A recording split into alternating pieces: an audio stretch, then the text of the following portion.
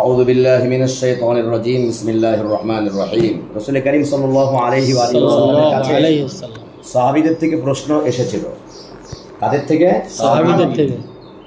যে গতকালকে বললাম না, তাদের প্রশ্ন ছিল জ্ঞান বৃদ্ধির জন্য, জাহান্নাম থেকে মুক্তির জন্য, জান্নাতে প্রবেশ করার জন্য, বুঝছেন না? কিউরিসিটি দূর করার জন্য তাদের কোনো প্রশ্ন হাদিসের ভান্ডারে নাই। তো এই প্রশ্ন হলো, এটা আলোচনা হয়েছে, আবার আলোচনা আছে, গুরুত্বপূর্ণ আলোচনা বারবার চলে আনতে হয়।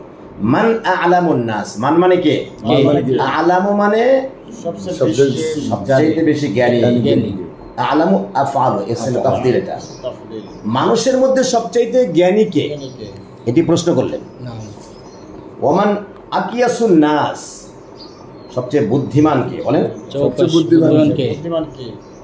ওমান আযকান নাস, আযকান মানে পবিত্র কে, মানে হলো চৌকস। তাহলে সবচেয়ে জ্ঞানী, সবচেয়ে বুদ্ধিমান, সবচেয়ে চৌকস, এটা একটা আরেকটার পরিপূরক, তাই না? মানে কাছাকাছি অর্থ দিচ্ছে আর কি। রাসূল কারীম সাল্লাল্লাহু আলাইহি ওয়া সাল্লাম বলেন আকসারুহুম যিকরান লিল মাউত, যে ব্যক্তি মৃত্যুকে সবচেয়ে বেশি স্মরণ করে সে হলো সবচেয়ে বেশি চৌকস, জ্ঞানী, বুদ্ধিমান, চৌকস। ওয়া আশাদ্দুহুম ইস্তি'দাদান লাহু ক্বাবলা নুজুলিল মাউত, এবং মৃত্যু আসার আগেই কঠিন প্রস্তুতি নিয়েছে মৃত্যুর জন্য, বুঝছেন?